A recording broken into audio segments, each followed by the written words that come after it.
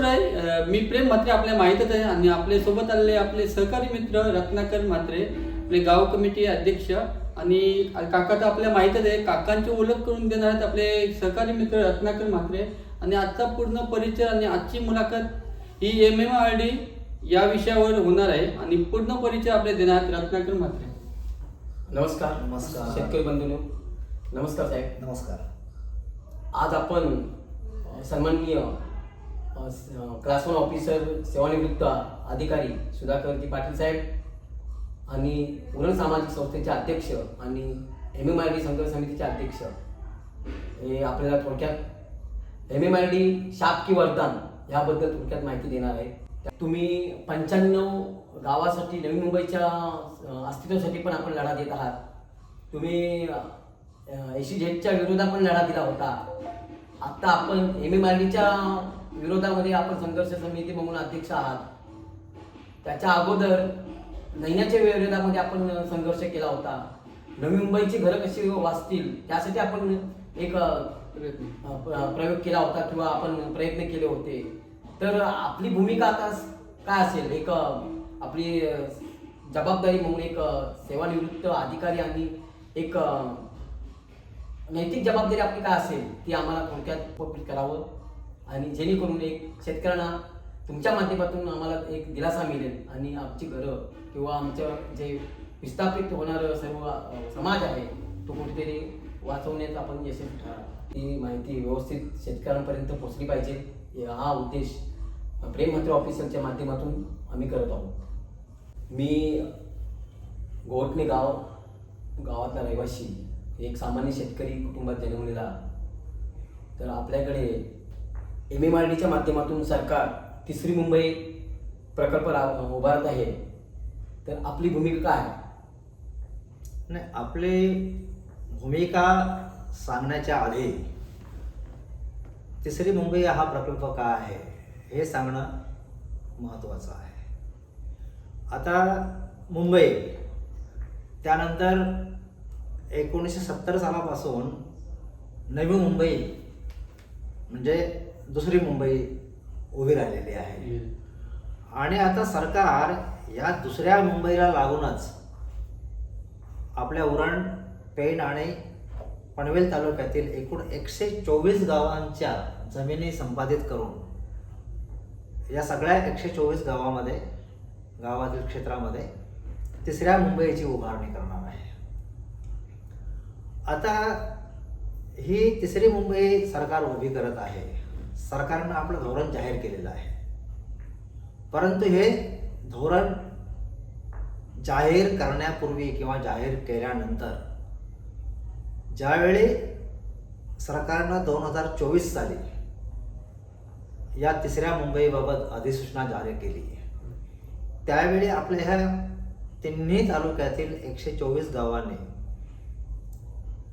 जवळपास 25,000 हरकती दाखल केलेल्या आहेत. आणि त्या माध्यमातून त्याने आपला विरोध दर्शवलेला आहे. असं असतानाही आता ह्या 10 फेब्रुवारी 2026च्या मंत्रिमंडळ बैठकीत सरकारनं जाहीर करून टाकलेलं आहे की आम्ही 22.5% तत्व लागू करून ह्या 124 गावातील सगळ्या जमिनी संपादित करणार आहोत. मग 12.5% भूखंड देऊन आपली जमीन संपादन करणार आहे. याबाबत आपली प्रतिक्रिया काय असेल? सरकार आपली जमीन संपादित करणार आणि त्या बदल्यामध्ये आपल्या संपादित जमिनीच्या 22.5% जमीन, विकसित जमीन ते आपल्याला देणार आहेत. आता हे धोरण फसवं आहे सरकारचं. एकतर ते तुम्हाला 22.5% पूर्ण देणार नाही आहेत, ते त्यातून 4.25% वजा करणार आहेत. जशा नवी मुंबई प्रकल्पग्रस्तांच्या 12.5%तून सिडकोनं 4.25% भूक्षेत्र वजा केलेलं आहे, तसंच ते आपल्याला पूर्ण 22.5% देणार नाही आहेत. आणि दुसरी महत्त्वाची गोष्ट म्हणजे आपल्या जमिनीच्या मोबदल्यात ते आपल्याला एक नवा पैसाही देणार नाहीत. फक्त भविष्यामध्ये ज्यावेळी इथं नव्या मुंबईची उभारणी होईल त्यावेळी तुमच्या संपादित जमिनीच्या 22.5% जमीन ते तुम्हाला विकसित जमीन तुम्हाला परत देतील. तुम्हाला एका नव्या पैशाचा हे ते मोबदला देणार नाही. आता तुम्ही असं म्हणणार की 22.5% जमीन देणार आहेत किंवा 17% जमीन आपल्या हातात येणार आहे, मग हे फायद्याचं की तोट्याचं? तर माझं किंवा आमच्या संघर्ष समितीचं असं मत आहे की हे अत्यंत शेतकऱ्यांची लुबाडणूक करणारं धोरण आहे. कारण हा प्रकल्प कधी उभा राहणार, तुम्ही तुमच्या हातात आलेला भूखंड तुम्ही कधी विकसित करणार, याच्याबद्दल निश्चित असा काही कालावधी नाही आहे. आपल्या हातात पैसा त्याच्याबद्दल काहीच येणार नाही आणि नुसता भूखंड हाती येऊन तो तुम्ही कसा विकसित करणार, हा मूळ प्रश्न आहे. आणि एक प्रकारे आपल्याला बिल्डर लॉबीच्या दावणीला बांधण्याचा हा सरकारचा डाव आहे. कारण तुम्ही शेतकरी स्वतःहून तो विकसित करू शकणार नाहीत, तुम्हाला बिल्डरकडे जावं लागेल. आणि मग बिल्डर त्या नव्या मुंबईमध्ये 95 गावामध्ये जो प्रकार घडलेला आहे की बिल्डर स्वतः त्यातली 50% जागा घेणार आणि 50% फक्त जागा तुमच्याकडे राहणार. म्हणजे जी काय 17-17.5% जमीन तुमच्या हातामध्ये येणार आहे त्यातले परत 50% जमीन तुमची कमी होणार. म्हणजे अशा प्रकारे हे धोरण हे शेतकऱ्यांचं खूप मोठं नुकसान करणार आहे. साहेब, एक मी विचारू इच्छितो की 2013चा कायदा हा सरकार लागू करत का नाही? प्रश्न तोच आहे की आपल्या शेतकऱ्यांची किंवा आमच्या संघटनेची मागणी आहे की आम्हाला कुठल्याही परिस्थितीमध्ये हे 22.5%चं तत्व मान्य नाही. जेव्हा सरकारचा कायदा आहे 2013चा कायदा हा केंद्र सरकारनं तयार केलेला आहे आणि देशातील शेतकऱ्यांनी त्या कायद्याचं स्वागत केलेलं आहे की हा चांगला कायदा आहे.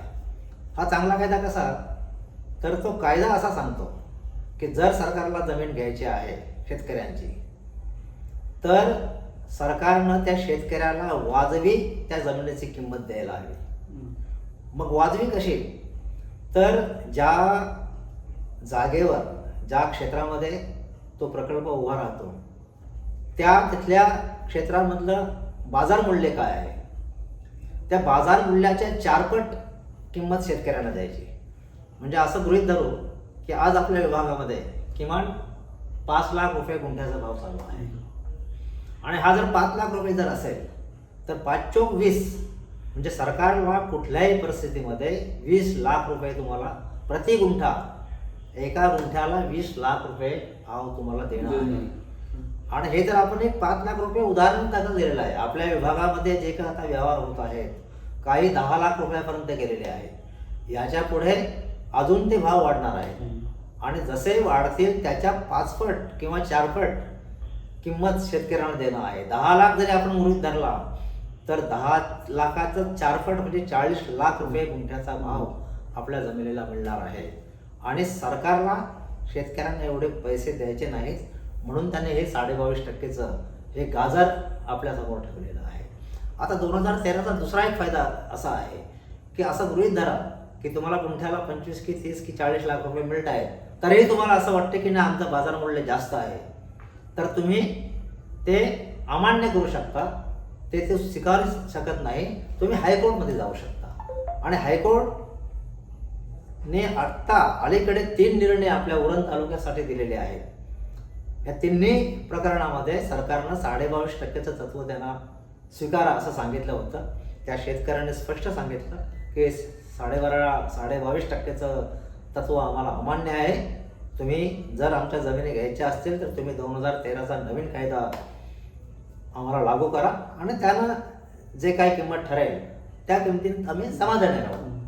सरकार ऐकलं नाही, शेतकरी हायकोर्टमध्ये गेले आणि तिन्ही प्रकरणामध्ये हायकोर्टनं सरकारला चांगल्या प्रकारे सुनावलेलं आहे की तुम्ही शेतकऱ्यांच्यावर 22.5%ची जबरदस्ती करू शकत नाही, तुम्ही 2013चाच कायदा लागू करू शकता. त्याच्यामुळे आपल्या शेतकऱ्यांनी एक लक्षात ठेवायला पाहिजे की कुठल्याही परिस्थितीमध्ये 22.5%ची योजना आपण स्वीकारायची नाही.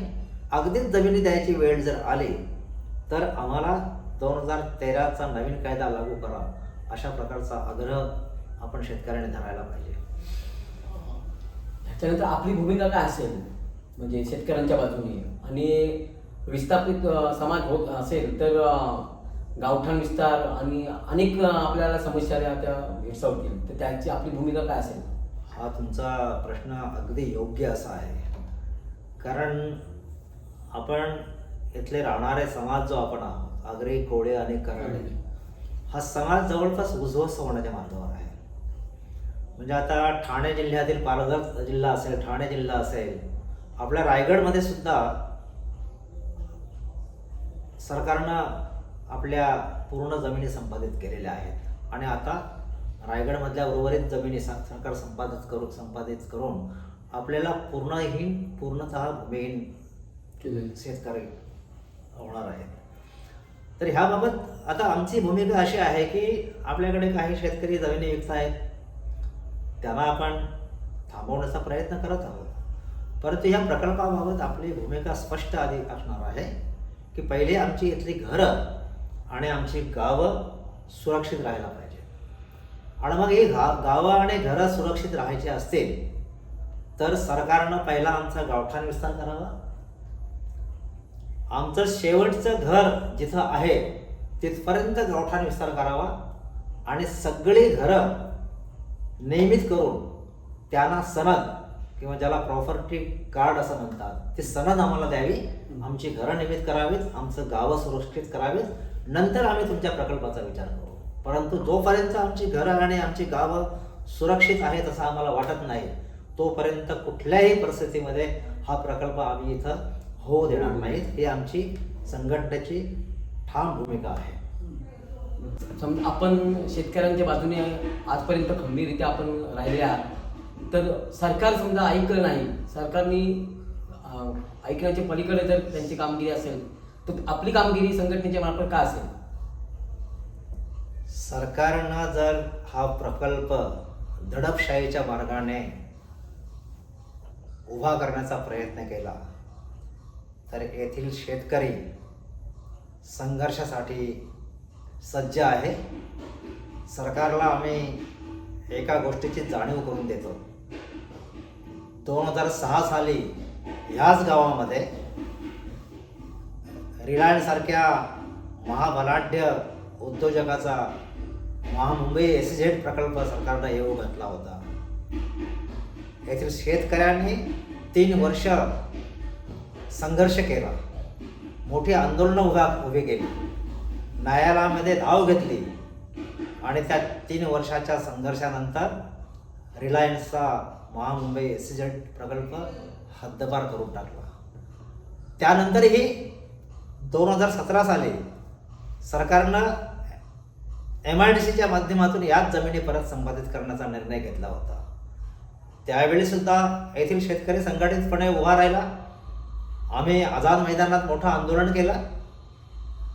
त्या आंदोलनाची दखल घेऊन सरकारनं MIDCचा प्रकल्प रद्द करून टाकला आणि आता परत 3ऱ्या वेळी सरकार हा प्रयत्न करत आहे. त्यामुळे ही रायगडची भूमी ही संघर्षाची भूमी आहे. नारायण नागू पाटलापासून ते दिवा पाटलापर्यंत ॲडव्होकेट दत्ता पाटील साहेबांच्यापर्यंतचे आमचं नेतृत्व आहे. ते नेतृत्व खंबीर, त्यांचा आदर्श आम्ही घेतलेला आहे आणि त्यांचा आदर्श घेऊनच आम्ही सरकारशी 2 हात करायला तयार आहोत. एवढंच या निमित्तानं आम्ही सांगू शकतो. हो साहेब, आपण MIDCच्या माध्यमातून एक शेतकऱ्यांना चांगली माहिती आणि जमीन हे आपले अस्तित्व आहे, हे आपलं अस्तित्व टिकलं पाहिजे, हे असंच तुमचं वारंवार मार्गदर्शन व्हावं हे मी रत्नाकर म्हात्रे म्हणून सामान्य शेतकरी म्हणून आपणास विशेष आभार मानतो. मलाही तुमचा आभार मानायचे आहेत.